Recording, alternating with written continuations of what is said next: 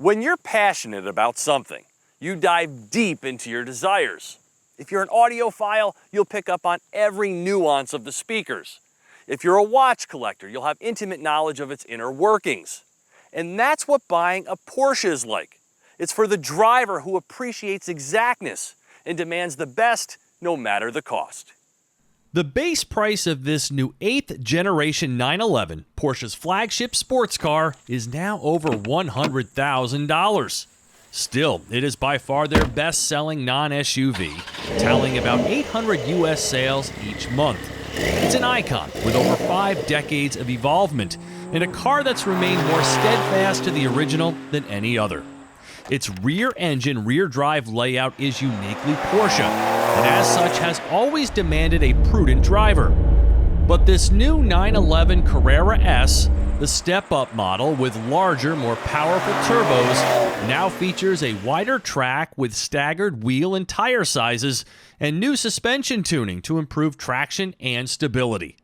20s in the front and 21s in the rear with massively wide Pirelli P0305s provide the glue for what becomes quickly evident.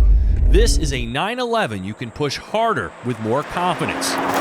My car is equipped with a slightly lower, firmer sports suspension and rear axle steering, making it one of the best handling cars I've ever driven, with virtually no body roll. When in the highest Sport Plus mode with the Sport exhaust in full bellow and the revised dampers hunkered down even further, this 911 is a powerful, visceral, road-carving machine that communicates the road to the driver in ways that few other cars can. Porsche's chassis setup, known as PASM, has had its software redeveloped to take advantage of the new suspension engineering, affording a wider dynamic range, with greater compliance over rough roads, as well as more adhesion in the corners.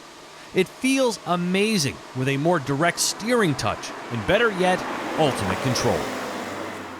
It's been a long time since I've driven a Porsche with one of these, and it is such a refreshing experience.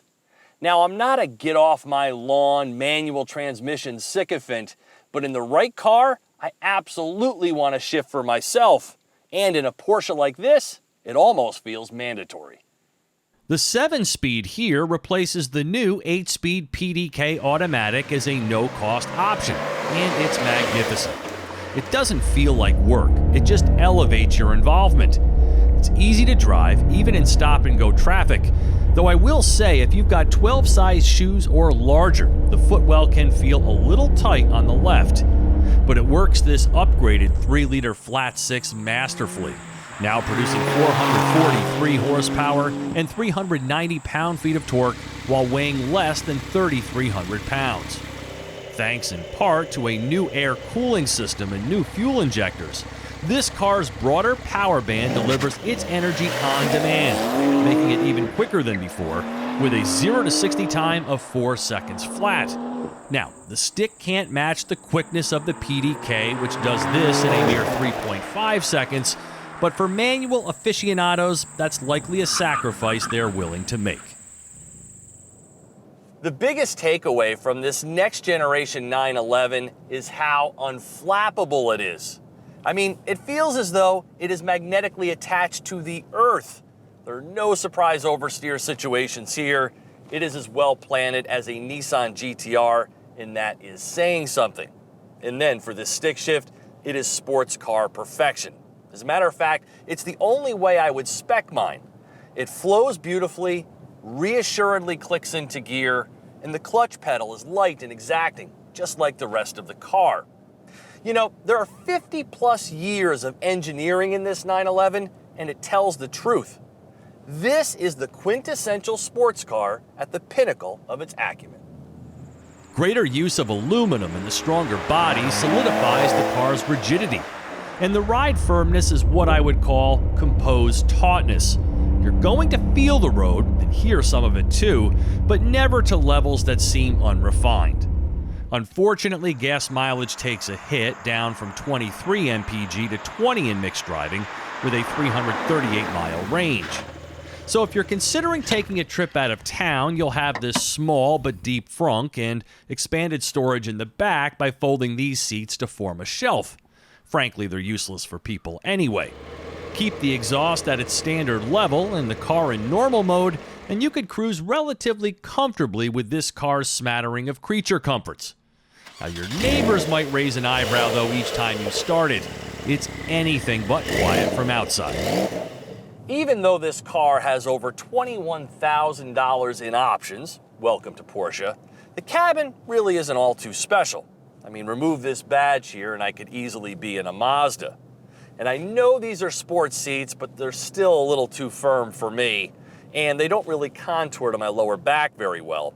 These outer gauges are partially blocked by the steering wheel, and it would be nice to say have smart key access at this price. But this car is not for your commute, though it could be, or running to the grocery store. No, this car is for the driver who geeks out over precision. The priciest options on this tester are the black Bordeaux red leather interior, the adaptive sport seats with memory, the sport package which includes the exhaust, the front axle lift system to keep that chin off the ground, the rear axle steering, and the Bose sound system.